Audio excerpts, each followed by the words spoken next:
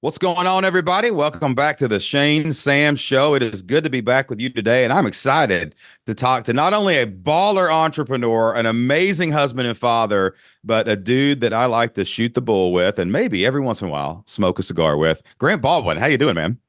Hi, buddy. Anytime I can get some quality time with you is a huge, huge win. It'd be fun sitting on your back porch, smoking a cigar, looking over Yes, it would. Yes, it would. your villa and your lake there. But nonetheless, we can do this over the internet today. That's right, man. All right, real quick, man, just to get everybody caught up to speed, tell everybody about you and what your business is, Grant. Yeah, so I run a training company called the Speaker Lab. We teach people the business of speaking. How do you find and book gigs? And so, the nutshell is, I was a youth pastor way back in the day. Went to Bible college, then was a youth pastor for a minute, and got into speaking. Did that for full time for about 7, 8 years, doing about 60, 70 gigs all over the country. And then had a lot of people who were asking me like, "Hey, I want to be a speaker. How do I do that?" And so that led to starting the Speaker Lab about 8 years ago, 9 years ago, something like that. And have grown a bunch over the last several years. And so, yeah, that's the core of what we do now. More important than all of that crap is married to my high school sweetheart. We got 3 daughters. So it's me and a house full of women. It's the absolute best. We talk shop all the time, but we spend a good chunk of time talking about wives and kids and how to be good husbands and be good dads. And so, yeah, that's my world. Man, that scares. I've got one daughter, and it scares me to death to hear that you're locked in a house of 4 women. I don't know how you do it. That's the most of all your accomplishments. I think that might be your most impressive thing that you do is that somehow you manage that whirlpool. It's got But yeah, I mean there it's got highs and lows there, but that's for sure. And say one thing too, you and I've talked about is I work from home and we're completely a remote company, and my wife homeschools our girls, so we're all together all the time. Which on one hand you're like, that's pretty cool, you get to be with your family all the time, but on the other hand you're like, yeah, but you're all together all the time, and yeah. there are days you're just like, man, I kind of want to go to an office, I want to go somewhere, and I just need a little. I love all of you, but I just need a little break from you for a minute. I need some space. Maybe that's why. Let's just jump into this then real quick. Maybe is that really why you got your pilot's license? Is that really why you got the plane? Is that so you could get in the airplane and find some space every once in a while? Just go out and be like, I'm going to be a dude in a can in the middle of the sky. That's what I'm I'm going to gonna do every just once in a fly while. somewhere. I don't know where, but now, okay, this did happen. I think I told you this. I don't think I've shared this publicly, but this happened, I don't know, maybe a month or so ago. So for context of what Shane alluded to there, I got my pilot's license about a year ago or so. Had always kind of been intrigued by flying. I had traveled a lot, and it's always just kind of like, I don't know, maybe it's just me, but I'm like, hey, what are they doing up there in that cockpit? Like, how are we getting from point A to B? How's this work? And so it's never been like, some type of career aspiration. I've always just kind of thought it'd be a cool bucket list type of experience. So got my pilot's license, and then just got into flying. Have flown up to see Shane a couple times, and it's been super, super fun. So I don't know, maybe a month and a half ago or so, it's like kind of Saturday. I was wanting to go flying somewhere. None of the girls wanted to go with me, and everyone was just kind of annoyed with each other. And so I was like, okay, I'm going flying. And so I flew. We live in Nashville, and I flew to Chattanooga, and I landed, and I had no plan. I went to Panera. I got a sandwich, and I flew home all by myself. Chattanooga is That's like a three incredible. hour drive from Nashville. It was like a 20, 30 minute flight. And I got home, and my wife was like, where'd you go? I was like, I went to Chattanooga. She's like, what'd you do? I was like, I got a sandwich at Panera. And that was Didn't even literally go to it. like a local, like amazing No, place. You're just like, I that's a just chain I can landed. see I from the landed script. 100%. And I was like, I just want a sandwich, and I got a sandwich, and I flew home. So yeah, that was probably one of those like, I just need a break from all of you crazy ladies. And so I flew to get Panera. It was ridiculous. That's absolutely incredible, man. It's funny because I watched you get that pilot's license, and it was kind of like as I was watching it from the outside in, it's kind of like a parallel of like kind of our businesses. Like I watched you do all this thankless studying, thankless work. You're talking about flying up in this like old plane with like no air Oh conditioner, yeah, like that was no a stuff mess. like that. Like it was a ordeal like to get that pilot's license. And then and then you've worked hard and you've built your business and like you've done these things that have let you, flying's not exactly a cheap sport, right? So it's something that you've worked hard to do. And we have a saying in our mastermind, we say all the time, bags of gold are heavy, y'all. There, if you want bags of gold, you're gonna have to pick them up and you're gonna have to carry them around and like move them. So like what was that like? Just from finishing the pilot's license, but also, going out there, having resources to, have access to a plane and those things like that. Did you ever just look back at it and say, man, I worked really hard for this? I've been building my business for 8 years. I put in the work on the side. Could have been playing pickleball instead of out learning how to be a pilot. Like, have you ever just thought back about that, about all the work you put in and like how worth it is? Yeah, absolutely. And there's been a few times in the past few years where we've had that happen. Where I mean, building, like you said, building a business is just it's really really hard. It takes a ton of work, and there's plenty of days where you're like, I mean, a couple different decisions, and this whole thing could come toppling down, and it still could come toppling down at any moment. So I think you're one thing you and I've talked about before is like you're just doing your best, and you're just figuring it out as you go. You're making it up as you go, and but like when you and I are both big Disney fans. And so taking our kids, taking our families to Disney and seeing the joy that it brings to them, or, some type of cool experience like Mm. that, where you're just like, man, this is something that I feel like very blessed in knowing that like there's people who they'll save their whole lives to do one once in a lifetime trip to Disney. So I don't take it for granted that like, being able to take our kids there and know like, man, I worked really, really hard to create some type of opportunity like this, or go in the, fly somewhere. We're at the time of this recording, we're leaving in a couple of days to fly to Florida, and I'll be able to fly our family down there, and we'll stay down there for Mm. next week and goof off at the beach sort of thing. But just I was talking to someone earlier, like, what time's your flight? I was like, I guess whenever we say it is, There's no plan. and What are you talking so about? yeah, so it's just those things are like absolutely super rewarding. And like that's also part of the point of business. Like, what's the point of working hard if we don't get to enjoy the fruits of our labor, and especially to enjoy it with the people that we love? And so yeah, it's been very rewarding in that sense of like, Yeah. this is why we're doing this, is to be able to have cool experiences with cool people. I was in a Disney. We were staying at the Coronado Springs Resort. It was the first time I'd stayed there. And I Hmm. think I was counting it up, and it was the 12th time my kids had been to Disney Yeah. since I started my business. And I just can't. I was walking that there's like a boardwalk that goes across the lake in front of the Coronado Tower. And I was by myself, and I just stopped, and I was like, this is crazy. And I thought about that moment about going and watching Anna cheer, taking her to Animal Kingdom, and like all these Yeah. things. And I just stopped and said, like, all the work, all the tears, all the blood, sweat, and tears and everything was done to create a moment where I could stop in the middle of a boardwalk Hmm. and just be grateful. You know what I'm saying? And it was Yeah. just like, so I had so much gratitude in that moment. And there are times in business, man, sometimes I want to burn this whole place to the ground. You know what I mean? And You've like, had a not few all of the those. time. Not all the time. Yeah, you've seen these moments in my life, and it's like, but that outweighs it so much. And like everybody I see that's building a business, and a lot of beginners and people that I help start businesses, they get frustrated early on, and I'm like, man, just hang on, because you don't understand when you get to that moment, that one moment you can just kind of worship for a minute and be like, this is why I'm alive. It's so Mm. worth it, like, to do all those things. Now, you have actually, of all the friends that I have, I think your evolution has been so interesting, from speaker to guy that's still speaking and selling some courses. And like, you are a freaking CEO, dude. You're like, when I think of a CEO, like, I think of GB, baby. I think of you, man. When I think of CEO, I do not think of me. That's not what I think about. I think of you, man. Like, how has that been to evolve your business from startup, solopreneur, hire a couple contractors, to legit, man, 30, 40 people on your team, running a big business, hundreds of customers? Like, how's that been?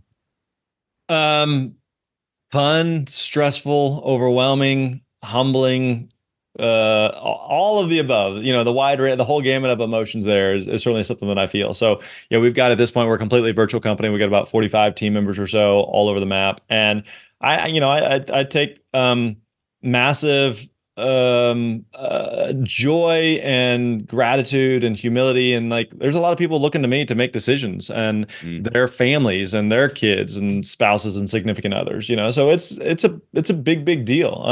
And again, another thing that you and I have talked about before is um I don't view this as the Grant Show. I don't view it as my company or my thing. Like we're all a part of this. So when I talk about the Speaker Lab, I always talk about it in the context of we and us and our. And there's a whole team of people that have made this happen, that helped us to get to this point. So it's not like, Mm. hey, how can we hire people that are just going to serve Grant and whatever whim he has? Like no, like that's not the case at all. Like this is not the Grant Show. We're all part of this thing that's bigger than ourselves. So But nonetheless, like people are looking to you for leadership and guidance and direction and making big decisions and setting vision and making hard calls. And it's hard, it's very, very difficult, So there are days that are super like, oh, wow, this being a CEO is fun. Wee. And other days you're like, man, this sucks. This is being a greeter at Walmart sounds way more enjoyable than this.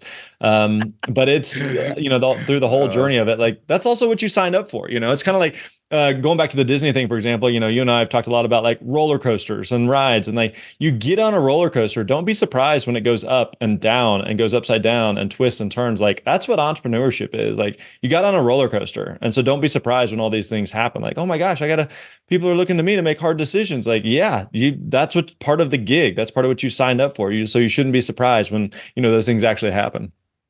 I love it when I see like it actually is fun having a little gray hair now. It actually is fun looking back at the wheels of time and having experience and a little wisdom of being an entrepreneur for over a decade and like doing those things. So I love seeing like brand new people and they're like a solopreneur and they buy their Yeah. CEO hat. You know what I'm saying? Yeah. And they Yeah. got their CEO with the 6 zeros after it, for the money and all the dollar signs.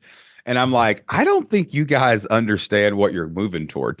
Like your life is going to change dramatically when you start hiring people and growing things and scale it. Do you love being a CEO like all the time? Do you absolutely love being a CEO or like now that you are a CEO, you know what it means to actually be a CEO and it's not just what you put on your Twitter handle. Like, do you love it all the time? How do you feel about it?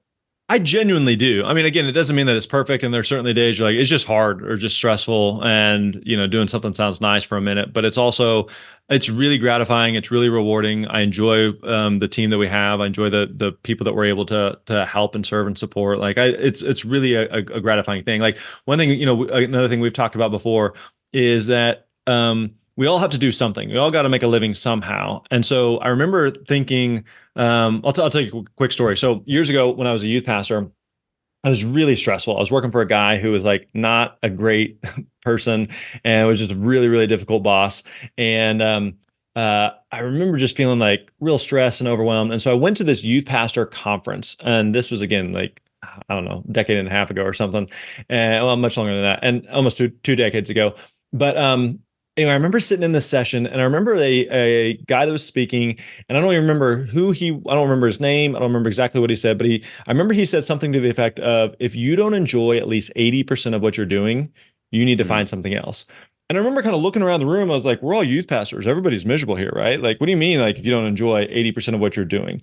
And the premise was just kind of like life is too short to do something you hate. And so this is Mm. something that I've tried to pass on to my kids. It's just like, hey, yeah, we all got to work. We all got to make a living. Y'all got to do something. Like, I'd rather enjoy this. And so it doesn't mean that like every day as being a CEO is perfect or flawless or like, oh yeah, it's just, roses and smooth sailing all the time. Because there's plenty of times it's just not. It's difficult and stressful.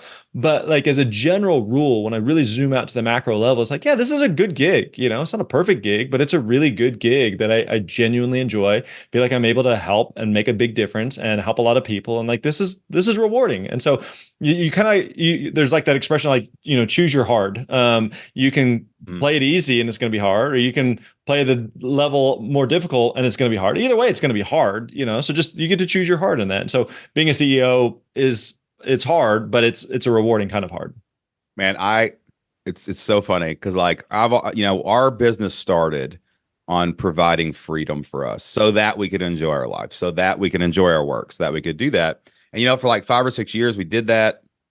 And then I got this opportunity, started doing these speaking gigs, and I remember, man, last year like, where we hit like, I mean, I think it was either 12 or 15 full-time people. Like I'm responsible for making decisions that feed their family. And then we had like 20 contractors that were out on the road with Yeah. us every single week and week out in our seminars. And like, again, they were only working for me. Like I was their whole bread and butter, right? Like, so, and I was out speaking and selling and doing all these things. And I remember we had like 30 plus, we crossed 30 people that I was responsible for in some way or the other. And dude, I remember looking at it and I had a tipping point. I was like, I think I like 20% of what I'm doing right now. Like I was just Mm. like, this is not, I thought this is it was awesome. I mean, don't get me wrong. It was cool that what we were doing and what we are building Yeah. and the money we're generating. But I remember thinking that and I was like, I don't want to do this anymore. I Yeah. just do not And we started just unwinding everything, and now we've got like 3 or 4 people, and they're doing something, and it's like I like this hard better, and Yeah. and I think so many people get an idea of success in their head because they look at what everybody else is doing, or I think this is also not dangerous but a good thing. They wonder if they can do it. Can I Yeah. pull that off? Can I make that happen?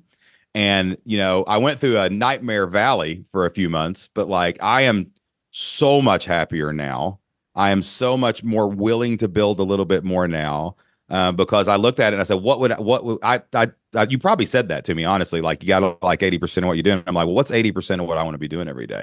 Yeah. And man, making those changes, like everybody listen, don't chase someone else's hard, and don't chase someone else's structure. Get an idea from it. Go see if you like it, but don't be afraid to like pivot out of it too. You know Well, what I and one mean? thing to piggyback on that is, as you mentioned, like there's a lot of things that are just you just don't know until you've experienced them, you That's know? right. Yep. And so uh if you would have told me a few years ago, hey, someday you're going to be CEO of a company you own with 45 team members, my knee-jerk reaction would probably be like, that sounds miserable. But I Yep. also had never done it before. And so fast forward, I'm like, yeah, it's actually a pretty good gig. I really enjoy it. So if you were to tell me today, hey, fast forward and someday you're going to have a company of 100 people or 500 people or 1,000 people, again, knee-jerk reaction is like, oh, that sounds awful. But I haven't been there before. I don't know what that's like.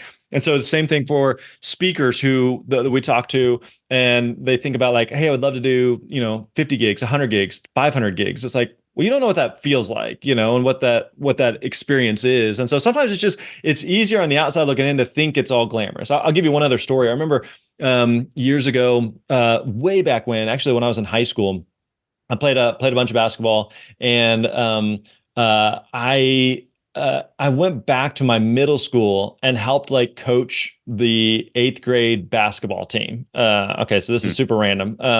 But long story short, one of the guys then, children, as an eighth grader, ended up playing in the NBA years later. So I was always like, hey, that's my claim to fame. I coached in middle school the guy who went on to play in the NBA, right? So, like on the outside, you're like, dude, you play in the NBA. This is amazing. So, fast forward several years, he was kind of like a journeyman who's playing like 1, 2 years at a time with different teams. He played for a whole bunch of different teams, constantly moving. And I remember he was playing for the Atlanta Hawks. I happened to be speaking at a gig in Atlanta when they had a game. He got me tickets. And I got to go see him after the game. He didn't play a single minute of that entire game. And I remember talking to him like, dude, you're in the NBA, you made it. And he's like, I didn't play tonight, and like I could Mm. be traded at any moment. I've had to move my family, my wife, my kids, like every year, every other year, we're having to move somewhere else. We had a head coach a few weeks ago that really liked me, and I got a lot of playing time, and I was kind of the sixth man, first guy off the bench. And now we have this head coach that I just haven't jived with for whatever reason. It's been a couple of weeks since I've seen the court. So again, on the outside, you're like, oh, being a CEO is amazing. Oh, being an entrepreneur, oh, being an NBA player is amazing. And then you kind of pull back the layers. You're like, oh, it's hard too. Again, kind of like you Mm. you choose the hard. And so that was such a memorable moment for me of like, dude, you're in the NBA, you made it. It's like, yeah, but like, let me list all the downsides of this that nobody thinks about or nobody sees. And I think that like that evolves too. We've all had evolutions, but recently I've just had such significant evolutions to see, like, because I'm getting older. I was looking at the other day. I'm like, I've probably got, I'm 46. I've probably got half my life left. If I get to Yeah. 90, that'd be pretty good. And I'm Yeah. starting to think about what I really want to be doing with my time. And we have a mutual friend named Scott Beebe, and he Mhm. was talking about this with me the other day. He was just talking about how, you know, when you're looking at things from the outside, you think you know what you want, but when you're looking from things on the inside, you really know what you want. Like Mm. I think all speakers, all we start out going, man, if I could walk out in front of 10,000 people Mhm. and I could rock and roll and I could do that, that would be amazing, right? And I thought that's just what all speakers thought. And as Yeah. I was my speaking career in the last few years, I've done everything from 70-person seminars all the way up to 9,500 people at the LA Convention Center, right? So I've been Yeah. kind of seeing everywhere in between. And I remember there was a point where I was just like, I don't want to do the small rooms. I just want to do the big rooms. And Yeah. because I knew that's what I wanted. And then I met this guy. He's an awesome guy. His name's Steve Champ. I'll give him a shout out here. So I meet Steve, and Steve is one of these guys he was on the big stage with me at an event out in California. And he was like, I was like, man, it's so awesome you're doing this. He's doing like QB1 in the lineup too, man. Like he's the guy, Okay. right? Yeah. Everything's kind of pivoting around him. And I was like, man, that's awesome. You're doing oh, it's great. You're doing this. This is awesome, isn't it? Right. And he goes, nah, I don't like this, man. And I said, what? And he goes, nah, man, I've been speaking for 20 years. I love a room with like 40 people in it where in between sessions, I can go shake their hand. I can do those things. And it was like we had experienced the same things and we had came to totally different conclusions. Hmm. And everybody out there, if you're listening, there's more than one conclusion. Don't get so caught up because I think we can get stubborn in our own ego. If we set the dream and we get the dream, then we're like, well, I'm just going to stay here and be miserable 80% of the time because that's what I'm supposed to do in my own Yeah. mind, right? So Yeah. you got to watch those expectations, man. From a speaker standpoint, I've always said like you can do 5 gigs or you can do 50 gigs. It's not that one's better or worse than the other. Like you get to choose. Like you entrepreneurship, like you get to design the rules of the game in the way that makes sense for you. Do you want to have a big company? Do you want to have a small company? Do you want to have a virtual company? Do you have an in-person company? Do you want to travel a lot? Do you want to stay home? Do you want to do a product? Do you want to do a service? Like there's no right or wrong. It's ultimately like Mm. what makes sense to you based on what it is that you're trying to accomplish and do in life. Yeah, man. Also, and like I think that I'm gonna fast forward past the business stuff a little bit. Like I know our not all the time, but like definitely our conversations have been like more flavored, I think, with what do we do with this money we're making, Yeah. right? I heard a guy the other day. I was talking to a financial planner that I'm doing some webinars for, and he was saying that like there's a big difference in a company that can make you a lot of money and you're rich in the moment, Yeah. and then what you do with that money in the moment to make you wealthy and change your future forever. And Yeah. I know we've talked about it at times, and we've dabbled with some different investing and things like that, but we have worked hard. Our companies are making things happen. And now I'm starting to look like, 20 years from now, man, I don't know what I'm going to be doing. I don't know if I want to be on the road speaking. I don't know if I want to be podcasting. I don't know what I'm going to be doing back then. We don't look that far ahead, but I have started thinking more about like, what am I doing with my money now as I'm working hard in my best years now, to kind of take care of my family in the future and do things like that. So like, what are you thinking on that, man? Like, what are you doing with that? How are you managing that kind of stuff? Like, what are you working on right now to make your money work for you in the future? Yeah, really good question. So I'll give you kind of my evolution on this. So I remember several years ago thinking, okay, we want to, we've got a little bit of money from the business, things are going well. And I know that we're supposed to be investing. And so we're starting to invest some in the market and index funds and just buy and hold forever type stuff.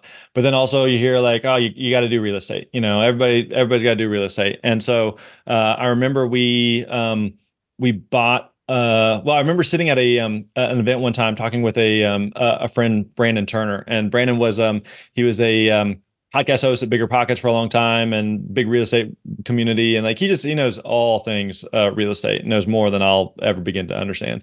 And I remember talking with him. I said, hey, I'm interested in getting into real estate investing. You have all these different types of real estate investing. You have short-term rentals, you have raw land, you have single family homes, you have multifamily, commercial properties, on and on the list goes. And I said, which one is best? And he goes, yes. And I was like, that's not Great answer. helpful. And I was like, what do you mean, yes? And he's like, they all work. What you don't find is someone who's trying to kill it with all of them. And so I was like, okay, let's try our first kind of stab at this. And so 20 I think it was 2019, my wife and I bought our first Airbnb, and we're like we did that for I don't know 6 months or something.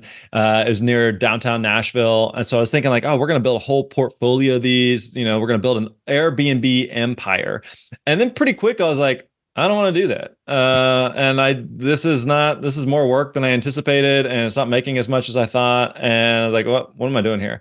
And so then I learned about uh, these things called syndications. And syndications are basically where like it's going to be someone like a Brandon who knows more about real estate than I'll ever know, who's basically going to take money from me or Shane and kind of combine it with a whole bunch of people. And he's going to invest in some type of property, and he's doing all the due diligence and dealing with all the, toilet repairs and dealing with cranky tenants and that sort of thing. And then we get a percentage of that. And I was like, okay, that makes way more sense. And so we started doing a lot more of that direction of like trying to get out of the day to day of actual real estate ownership and investing in more in syndications. And then that kind of also led to I was talking with a friend one time, and we were talking about investing, and he I was talking about like, I think I was trying to make like these little optimizations of like, this thing I could invest in gets, I don't know, 12% a year. But this thing over here, if I do this, this, and this, I could get maybe 13% a year. And he's like, Mm. okay, let's back up. He said, tell me about uh, last year in your business. How much did your business grow? And I think at that year, we grew by like 70% or something. And in the Yeah. past 6 years, we've had anywhere from like 30 to 80% growth year over year. And um, I think it was like 70% that in this particular conversation. And he said, okay, what other things do you know where you can make 70% a Yeah, year man. returns? I was like, okay, that's not a thing. And so this point was just like your best investment is always going to be in your own thing. But at Yeah. the same time, like as that thing grows, of kind of diversifying, taking some money off of the table and diversifying into some of these other types of assets, whether that be real estate or index funds or whatever. And so I think initially I was like, I need to be, investing in a bunch of other businesses and I need to have a whole portfolio of real estate and yada yada. And we've invested in a variety of different things today, but it's more and more like things that I'm not involved in on a day-to-day basis because I know my best energy effort is focused on the Speaker Lab and our Yeah. own business, and ultimately that's the golden goose. That's where our best returns are going to happen. That then we can put in something that's much safer, much more of a long-term 30, 40, 50 year thing that's just going to produce cash flow or appreciate or whatever it may be. So that's kind of our approach on it today. That man. I tell you, the older you get, the wiser you get. Because like I did the same thing when we sold a company, and like I bought a bunch of rentals, and I got really lucky in the first year because I had like a pastor living in one, like a cousin living in the other, and like Yeah. everything was good. Then there was turnover, and it all went to hell. And I was like, Hmm. this sucks. I was like, I'm Yeah. making $200 cash flow and some kind of Yeah. appreciation on this, and it's funny when you sit down and talk to people about this, 'cause everybody's like, "Oh, real estate, taxes, so good," and all this. And I'm like, I don't care. I don't care if I'm maximizing my returns. I just want to return. I don't want to deal with. I don't want to fight the government for taxes. I'm just going to pay some taxes, and like I've just really learned on myself, like. It's kind of like the analogy you always say about you've got your headlights right in front of you and you can drive 1,000 miles. You don't have to look Yeah. so far ahead. If I just take a percentage and I save it in these investments, which we do a lot of like stocks and ETFs and all that good stuff, like I know that I'm going to get a return and I know I'm going to grow and I'm going to have something at the end of all this. But I just cannot get myself in. I don't know why everyone feels like they've got to squeeze every tax penny out of it. I'm getting 10%. Well, I'm getting 11. But that's not that much. I mean, Yeah. I'm going to die and I can't take it with me. Why am I like fighting so hard to do this? I used to have this philosophy in my business too. We would only put our energy in recurring revenue. You know Hmm. this. I was obsessed with recurring revenue for a long Yeah. time. And then I kind of had that. You might have said that about the business, and that's the best return you can get. And actually, Scott again he said, yeah, but if you do this kind of business, you're going to have to start over every month and go, or every quarter and go find new clients. And it's kind of like that same argument. Yeah, but if you do this one, you're going to get all these tax benefits. I'm like, I don't care. I Yeah. don't want to do that. I want to do this. So I'm just going to pick this hard, whether it's the investments or like anything else. And you know what's funny? When I kind of changed my philosophy about a year ago on not thinking about real estate, not thinking about all this other stuff, lo and behold, I started accumulating more money in my retirement accounts, and we started Yeah. getting better returns, and we started making better decisions because we focused on it, you know? Yeah, I think like a big thing that my wife and I really try to optimize for is just simplicity in Mm, life. And so to your point there of let's play this out. Let's say fast forward, you look back and like, okay, I invested in this way, and we ended up with $100 million, and net worth or whatever. But if we had tweaked this and tweaked that and tweaked this and tweaked that, we could have ended up with $107 million or $120 million. You're like, well, at that point, like, what's the difference? It's not like, mm. oh, my life would be so much better if only I had, a couple more million. And you're just like, it just like you spend so much effort and energy trying to optimize for something that in the end, like, probably just doesn't matter. Yeah. But again, that's in this case, that's for my wife and I, that's for Shane and Jocelyn. And like, this is the game we're playing. Like, you get to choose, listener, viewer, You get to choose the game that you're playing. You may say, no, like I want to optimize. And there's been seasons of life where it's like, man, every single dollar mattered. And like, yes, I Yep. did need to optimize the heck out of it. Because I got to Yep. stretch every dollar. And so we got to cut coupons and we got to wait for, we can't eat it. We got to go at 4:45 for dinner for that early bird special, honey. And you're just trying to optimize those things. But so figure out like what's the game that you're playing and make sure that you're optimizing for that accordingly. Yeah, and like Brandon loves freaking the real estate, the mobile homes, and all that stuff, Yeah. man. That's his game. He likes to wake up. He likes to look at deals. He likes to do all those things. So he's crushing it. One more thing, man. So I know one thing that we optimize for is travel. Yes, I mean, sir. I love to travel. I literally work so that I can travel, and I created a business that I can work when I travel. Like that's pretty much like the only thing in the world. So like, tell me real quick. What are some of your favorite Caribbean resorts? This is a great topic. Oh We, man. uh, we have we have a beautiful travel agent. Her name's Marcy. If anyone wants to know her name, just write it She's in. sponsored by. I'm pretty sure that like Marcy's entire business is built from my friends too. By the way, so Marcy, shout out. That's for you. But what's your favorite Caribbean resort? And let's give everybody some goals to work toward here in their business, where they can go have some fun. Emailed Marcy last night. In fact, talking about a trip Talking about. later in the year for me and the missus. Okay, some of my favorite properties. So our current favorite for my wife and I, we've been our last two trips. We went to the same place. We're gonna mix it up next time. Is a place called La Casa de la Playa. La Casa de la Mm. Playa. It's in Riviera Maya, about an hour south of Cancun. Really great property. They have it's small property, maybe like 50, 60 rooms, something like that. They've got a lot of what we found out later is like apparently a lot of A-list celebrities stay there. So that was kind of cool. So they featured in a Mr. Beast video recently. Oh And wow, if you look up that's the, big time. If you're I don't getting know a if Mr. I don't know Beast if you video. knew that. If you look up his video of like a $1 hotel to a $1 million hotel or something, it's in that. So that was Mm. kind of cool. Another property that we really like, we went to recently, we've been to a few times, is a Hyatt Ziva in Dominican Republic. So it's a good family resort we've done. A The DR, cool, the DR is also amazing because great infrastructure, great prices, and everybody speaks really good English, so you can yeah, kind of communicate better down there. yeah, yeah. And then another cool one we went to a couple years ago for our 20th anniversary is in St. Lucia. What's the name? Jade Mountain is the name of it. Mm. It's something Oh, you may that have. was legit. Yeah, so the premise of this is that it's another like small property. I think there's like 20 or 30 rooms. It's very little. But what it is, it's built into the side of a mountain. You may have seen pictures of this on like travel sites or videos of it.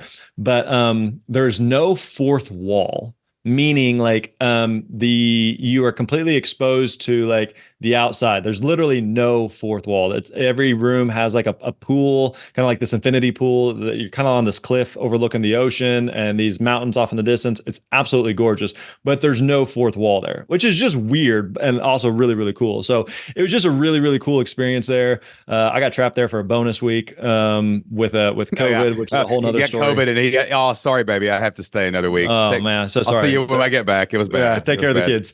That's a true story. It was 2021, I think. And it was at the time where like US and a lot of countries had major restrictions on travel. I had felt fine all week and then had a little bit of a cough, tested positive for COVID the day before we were supposed to come back, had never had it before. And so they're like, our regulations are you have a 7-day mandatory quarantine. And so they moved me to a different room and people were like, oh, you're trapped in the Caribbean. That's the worst. You get to hang out. I was like, no, like it's still like, yes, it's a pretty place, but like you're still trapped in a room. Like I could not leave, could not go anywhere. All meals had to be delivered to me. It wasn't like, can I just go outside and stretch? Nope. You are in the room. There's no balcony. They moved me to a room that had a fourth wall. So it was like I Welcome called it back, which felt like a cell probably after being in a that hundred. giant room the entire I week. literally said, I was like, I am stuck in a Caribbean Alcatraz. You are on an island, and I am not allowed to leave. And so that was a bit of a bummer end of the trip, but funny story today.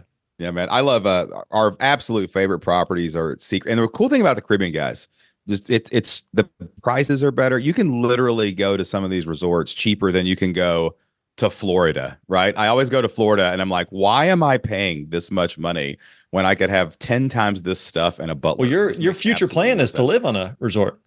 That is my Retirement plan. retirement plan. Since we're talking about investing, the my plan is to build a portfolio that spits off, and we have an exact amount of dividends and stuff that we want it to spit off. And my wife wants to like, go to Secrets Aka Mall, stay there for a couple weeks, bounce over to another place, and you can literally do it cheaper than you can rent anywhere in here. So that's my goal, man. That's what I'm working toward. And I got no doubt I'm going to get there because I can I've bounce heard ideas about off people you. who've done that on cruises, where they're just like they just live on the cruise. Well, It like is you don't what it is you don't have to get like the big suites. Like you can stay on a resort for like 1,500 bucks for a week. You know what I'm yeah, saying? So when you do the math on that, you're talking 6 grand, all your food, like everything. You just want to be on the resort and then take advantage of excursions and amenities. yeah. So like Jocelyn's done the math. I'll send you the spreadsheet. She's got it all figured out. She's got the date going, and I've just got to. Me and her have just got to go out and make the money to do it. So that's what we're all trying to do here, That's man. your lead magnet is that spreadsheet. That would be that needs to be Marcy's lead magnet. I need to send it That's to her true. so that she can do it. All right, man. Listen, man. Thanks so much for coming on the show, dude. I love you. I love talking to you. And I know that people, getting a little behind the scenes on being CEOs, getting a little behind the scenes on investing, and also a little bit of travel too, man. Have some fun. But appreciate you, Grant Baldwin. Always good to chat, my friend.